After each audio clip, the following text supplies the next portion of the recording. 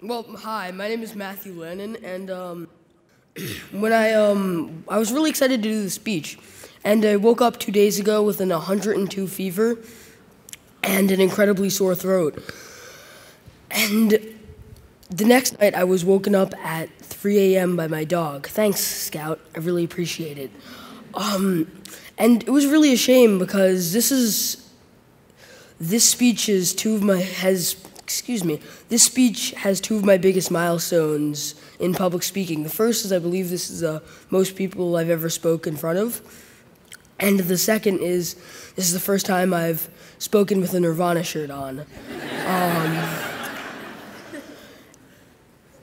Oh yeah, and and this is the first time I'm speaking without a paper. But you know, Nirvana shirt's more important, so that was the first thing I thought of. So you're probably wondering, what did I do for me to be standing up here right now talking to you? And that's really it. It's a little crazy that I'm talking here right now to all of you, because I'm not any different than any other 13-year-old kid. I mean, I go to school, I do all the normal things, but in 1 second, I decided to do something. I decided to change something. And that split-second decision has changed my life monumentally and will continue to change my life for years to come. Let me back up a little bit. When I was 5 years old, I was at the State House with my mom, and this was the first time I figured out that my two moms couldn't get married. And I couldn't comprehend that my moms couldn't get married. It's just happy family, they loved each other. I was just so confused. I didn't even understand. I mean, I had two moms and I had two dads, but I mean, it always came to me that they had to be married, right? They loved each other, they always showed affection, they always hung out. To me, it always seemed like Anyway, I don't even understand now why they can't get married. That's why I'm still stumbling over my words. I don't understand why they couldn't get married for so long. And really, and that's the thing. When I was in the winter of 6th grade, I actually decided that I wanted to step up and do something instead of just sitting back and waiting for someone else to do something. My mom came down at dinner and said, "Hey, would you guys like to hear my speech for gay marriage?" And I said, "Oh, you're doing a speech. I want to do a speech." And she's like, "Well, come on, you have one night, you have to prepare it. You shouldn't do that, come on. Don't put so much work on yourself." And go, "Nope, I'm going to do it." And that's when I decided that I was going to do it, but I really didn't know why I was going to do it. And now, looking back, I really think I do know why I did it. I mean, it was my family that they were voting on. It wasn't some idea, it was my family, my parents, and how they chose to live their lives. So I went up and I spoke, and it was one of the most nerve-wracking things I'd ever done. And then I spoke at the Senate Judiciary Committee, and again, that was really crazy because that was a vote that really counted. I mean, our voices had to change the minds and hearts of the people voting. And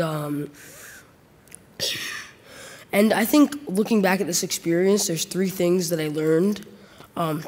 Three things that I learned, especially throughout this. The first of which is that my voice matters. I mean, people who say their voice doesn't matter, I mean, maybe not. Maybe my voice doesn't matter, but what if it does added to your voice and your voice? I mean, it starts with one person talking, and then it starts with changing something, starting a movement. It's like the same people who say that their vote doesn't matter. It does when added to hundreds and thousands more, except if you're a Republican in Rhode Island. Then, you know, do whatever you want, man.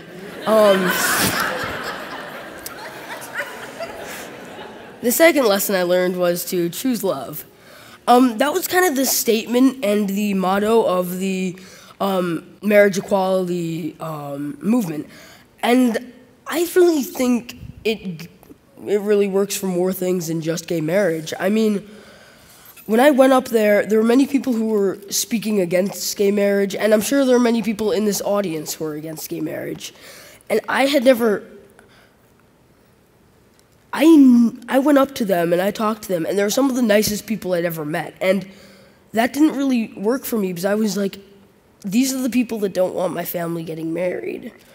And that's when I decided that really it doesn't matter what side of politics you're on. You can still be friends. You can still talk to each other. Choose Love is more than just about one thing. Choose Love can be a movement. I mean, I guess it's more than just gay marriage is what I'm trying to say. In every opportunity, you can choose love instead of hate. And I think that's something really important that I will take with me throughout life. The third thing I wanted to say was never to read the comments in the Providence Journal.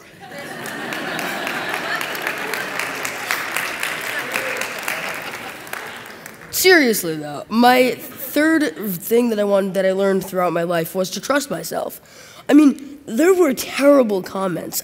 Terrible comments in the Providence Journal. One of which was gay people should be put down like sick dogs. That was one of the most extreme things I'd ever heard on either side of the issue.